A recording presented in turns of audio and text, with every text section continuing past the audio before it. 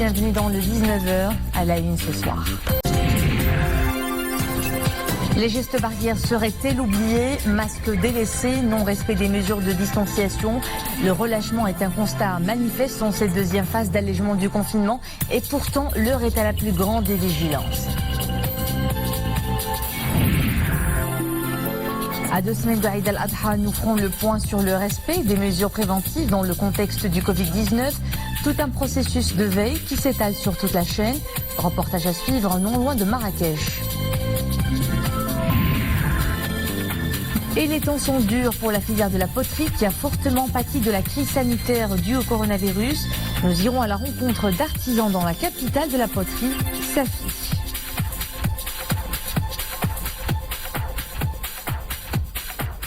D'abord, ce rappel du Conseil des ministres présidé lundi dernier par Sa Majesté le roi Mohammed VI. Un conseil consacré particulièrement à l'examen des orientations générales du projet de loi de finances rectificative 2020.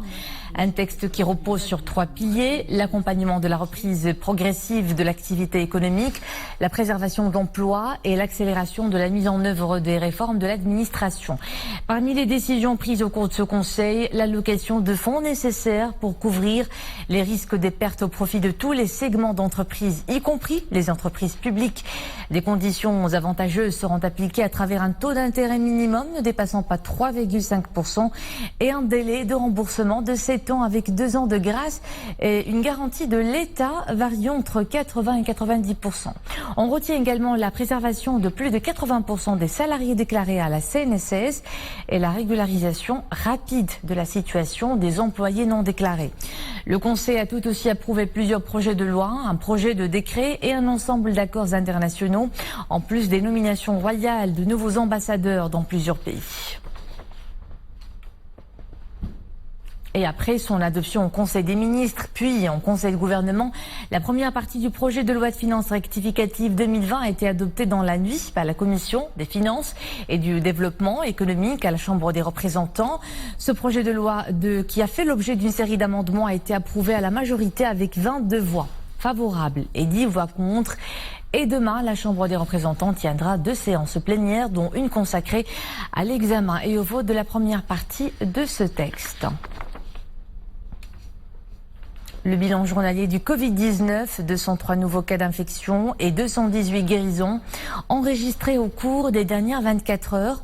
Ce nouveau bilan porte à 15 745 le nombre de contaminations dans le royaume depuis le premier cas signalé en mars et à 12 283 le nombre des personnes totalement rétablies, soit un taux de guérison de 78%. Le nombre de décès est passé à 250 avec l'enregistrement aujourd'hui de 5 nouveaux cas.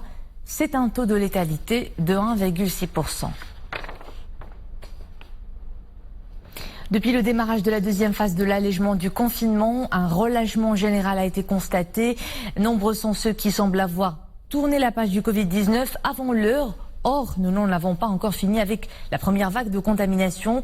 Le virus est toujours là et tout relâchement pourrait coûter cher. On y voit un peu plus clair dans un reportage d'Oumaima Ramli, Reda Ammaou et Edna El Harras. Signe indéniable de relâchement, cette scène à elle seule doit nous interpeller. Nos réflexes anti-Covid ont-ils repris le dessus? Sommes-nous toujours aussi à cheval sur les distanciations physiques, le port du masque et le lavage des mains? La situation est très dure pour nous tous, mais ce n'est pas une raison pour abandonner les gestes barrières. Les gens sont de plus en plus insouciants.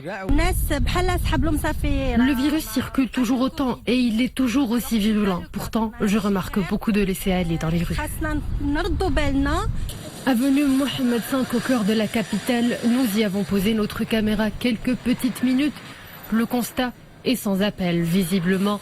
L'été a eu raison des masques, temps chaud et prévention ne font apparemment pas bon ménage.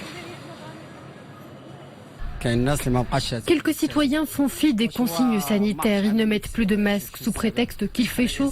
C'est très dangereux. C'est de l'inconscience. Ils laissent tomber leur masque. Le virus est toujours parmi nous. La manière de porter le masque est très importante. S'il n'est pas bien porté, il ne protège pas. Beaucoup de personnes ont tendance à le mettre autour de leur cou. À ce moment-là, le masque ne sert plus à rien.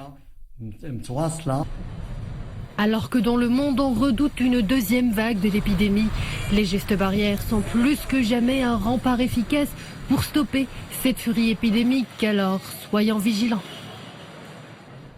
Le respect des gestes barrières a donc de quoi limiter la propagation du virus. On s'arrête maintenant sur un geste barrière de première importance, la désinfection régulière des mains à l'eau et au savon et à défaut avec des gels hydroalcooliques. Quelle solution prendre et comment l'utiliser? Réponse dans ce sujet de Leila Asli et Zakaria Mokhenbillah. Ce sont des produits parmi les plus demandés en pharmacie ces derniers temps. Les gels hydroalcooliques et les désinfectants à base d'alcool. Efficaces pour éliminer bactéries et virus en moins de 30 secondes. Utilisés pour se désinfecter les mains, la plupart sont constitués d'alcool éthylique. S'ils sont en mesure de prévenir la contamination, ces produits peuvent se révéler dangereux. Les produits désinfectants contiennent de l'alcool. En cas d'excès d'utilisation, l'alcool peut causer la déshydratation de la peau ou d'autres effets secondaires comme l'hyperpigmentation. En été, avec la chaleur, les risques de complications sont plus importants. En cas d'exposition prolongée aux rayons du soleil, les femmes enceintes doivent s'assurer que le produit utilisé ne contient pas de substances nocives. Proposé en flacons de formes et de couleurs différentes, la composition chimique des gels hydroalcooliques et des désinfectants peut varier. Des pharmaciens testent ce produit avant de le mettre en vente. Alors comment choisir un bon produit pour prévenir la contamination? Ce qu'on appelle les caractères organoleptiques. Ce qu'on teste en premier, ce sont les caractères organoleptiques, c'est-à-dire l'odeur du produit. D'après la formule en vigueur, ce produit doit contenir du peroxyde d'hydrogène, de l'eau distillée, de l'alcool et de la glycérine. Produit en solution liquide, gel ou mousse, la durée d'utilisation de ces désinfectants varie entre 1 et 3 mois depuis l'ouverture du flacon. Favoriser le rinçage avec de l'eau et du savon est aussi une bonne alternative d'hygiène et de prévention. Et au fil des jours, on en sait un peu plus sur le mode de propagation du Covid-19. Selon l'OMS, il peut être propagé par de minuscules particules en suspension dans l'air. La transmission par voie aérienne ne peut pas être exclue dans les lieux surpeuplés, fermés ou mal ventilés. Un constat établi par plus de 200 scientifiques d'une trentaine de pays. Jusque-là, l'OMS insistait sur le fait que le virus ne se transmet que par des gouttelettes émises lorsqu'on tousse ou éternue. Et pour justement limiter la propagation du virus, le dépistage massif est crucial. Chez nous, plus de 20 000 tests par jour sont effectués tous les jours. Une belle performance qui intéresse plusieurs populations, dont les migrants subsahariens au Maroc. Une caravane de dépistage a fait escale à Casablanca. Saïda Idrissi, Mohamed Chikir et Sarah Katir. C'est une campagne de dépistage du Covid-19 qui a été organisée à Casablanca au profit d'une cinquantaine de migrants par des acteurs associatifs en partenariat avec le ministère de la Santé. Le but de cette caravane est de diagnostiquer, dépister et sensibiliser ces migrants aux moyens de prévention contre le Covid-19. Je suis arrivée ici au Maroc depuis 8 ans et donc aujourd'hui je salue cette initiative de la Joie africaine. Parce que ça va aider beaucoup de migrants à pouvoir se faire dépister sans pouvoir débourser un sou. Comme nous sommes en situation vulnérable ici au Maroc, et donc la Joie de vivre africaine a décidé d'aider les migrants en leur faisant faire le test de façon gratuite. C'est une bonne idée de venir faire son test. Pour le Covid-19, c'est pas mauvais. Donc moi je suis là pour faire mon test. Cette initiative démontre qu'ici au Maroc, la santé des migrants subsahariens compte beaucoup et il est important de veiller au respect des mesures de prévention parmi ces populations particulièrement à risque. Face à cette pandémie, les migrants sont des personnes vulnérables et au Maroc, ces migrants sont inclus dans la réponse nationale à la Covid-19, y compris dans les phases de prévention, de tests et de traitement. La RAM renforce ses fréquences sur les liaisons Casablanca-Dakhla et Casablanca-Laayoune en raison d'une forte demande sur ces lignes domestiques. Sur ces deux lignes, donc, la compagnie nationale est passée à 7 fréquences par semaine, c'est-à-dire une fréquence par jour. À presque 2 semaines de Eid al-Adha, l'heure est aux préparatifs. Cette année, la célébration de la fête religieuse se fait dans un contexte de pandémie. Des mesures additionnelles et préventives sont donc à respecter sur toute la chaîne, de la mise en vente jusqu'au jour du sacrifice. Les autorités locales et l'ONSA conjuguent leurs efforts dans ce sens pour une meilleure application du guide sanitaire anti-Covid-19. Amina Alem, Hassan Meskour, Zakaria Moukembila. Un enclos d'élevage de la race Sardi dans la commune rurale Mnebha. Depuis des années, les éleveurs veillent à préserver la qualité de cette race. En cette période exceptionnelle liée au Covid-19, les mesures préventives sont renforcées dans le but de protéger éleveurs et bergers. Actuellement, on se prépare à Eid al-Adha. Vu le contexte de l'épidémie, nous adoptons un ensemble de mesures préventives, port de masque, distanciation sociale et désinfection. Chaque année, on se prépare à Eid al-Adha. Nous élevons la race Sardi. Le fourrage est disponible et l'état de santé du cheptel est suivi de près. Nous sommes rassurés par la réouverture des marchés. La direction provinciale de l'agriculture de Marrakech et l'ONSA suivent de près la situation du cheptel. Vaccination, numérotation, qualité du fourrage et état de santé des moutons. Les agriculteurs et les éleveurs sont sensibilisés aux mesures préventives de la propagation du Covid-19.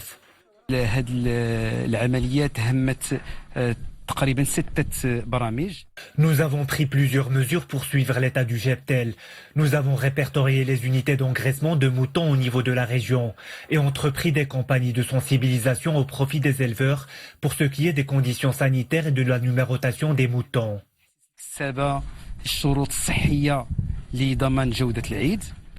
Pour faire face à l'affluence, 2 souks modèles seront équipés afin d'assurer le respect des normes de sécurité.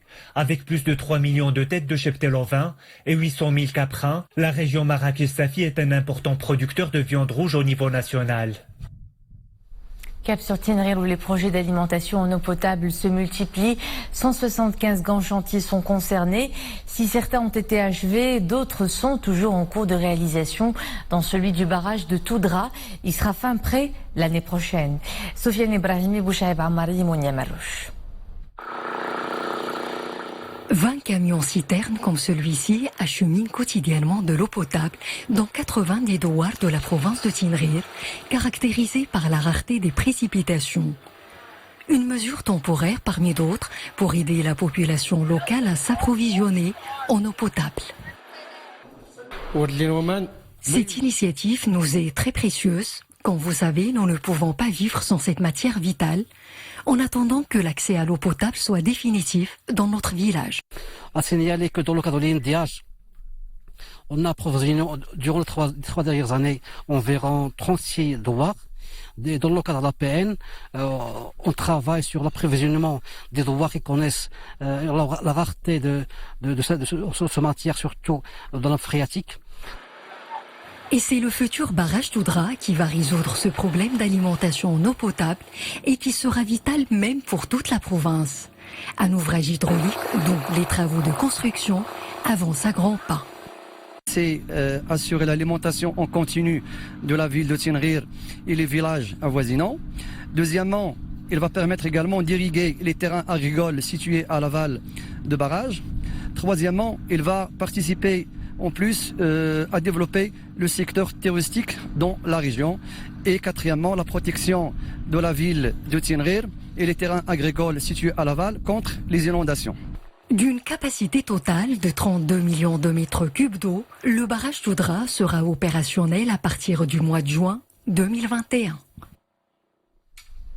La crise sanitaire due au coronavirus a touché de plein fouet le secteur de l'artisanat qui emploie plus de 2 millions de personnes. L'activité s'est arrêtée net pendant des mois. Conséquence, une baisse des commandes et des ventes à l'échelle nationale mais aussi à l'étranger.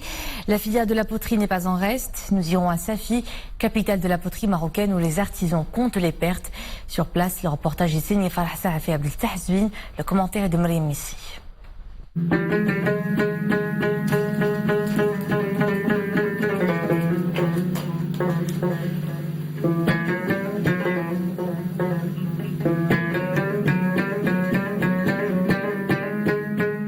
D'une main habile et de gestes délicats, il finalise son œuvre. Un large panel de pièces qu'il crée et décore avec amour, dévouement et beaucoup de patience.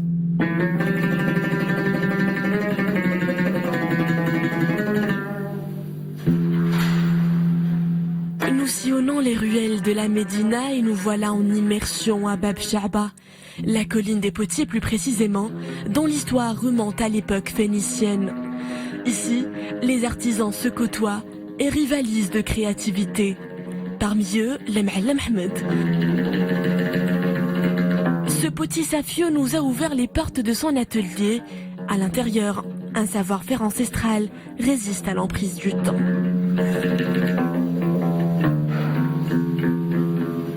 صناعة الخزف أسفي بدات كتلقى واحد النوع من الركود. La poterie à Safi est en stagnation. Malencontreusement, la céramique importée s'accapare le marché. Les clients ont tendance à la plébisciter au détriment du patrimoine local. تياخذوها وتيتخلاو على تراثهم.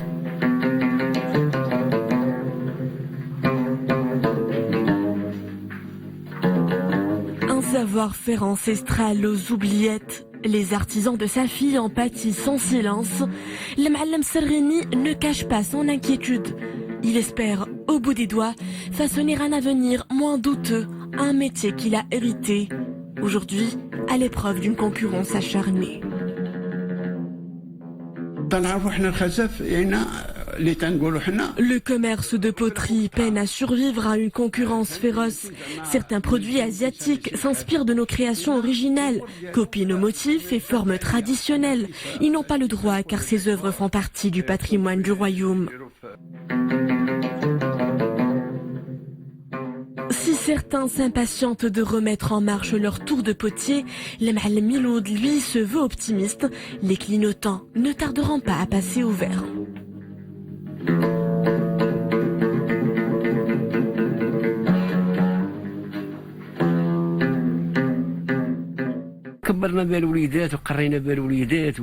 C'est grâce à la poterie que j'ai pu fonder une famille, élever mes enfants. C'est un métier honorable qui me permet de joindre les deux bouts. Nous, artisans, gardons notre optimisme et espérons que l'activité reprendra après la crise sanitaire.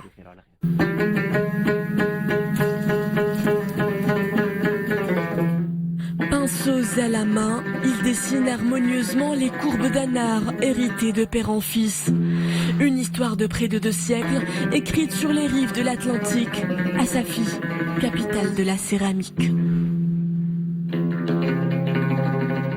Coup d'œil sur les couleurs du ciel pour finir. Le temps chaud toujours au programme jusqu'à demain avec des températures très élevées de 41 à 44 dans les provinces de Sazag, Smara, Boujdour, Ouaddaha, Bni Mellal, Qalat Saraghna, Fqi, Ben Saleh, Khmissat, Khribka, Marrakech, Arhamna, Stat, Taroudan et Zagoura. Et ce soir, des averses orageuses localement fortes de niveau orange s'invitent à Al-Haouz, Taroudan, Ourzazat, Tinrir, Azilal, Zagoura, Tata, Midl, Tchnefra et Ifran. Voilà donc pour l'essentiel de l'actualité de ce dimanche. Un nouveau point de l'actualité à 21h avec Mohamed Reda Labidi. Au plaisir de vous retrouver demain. Belle soirée.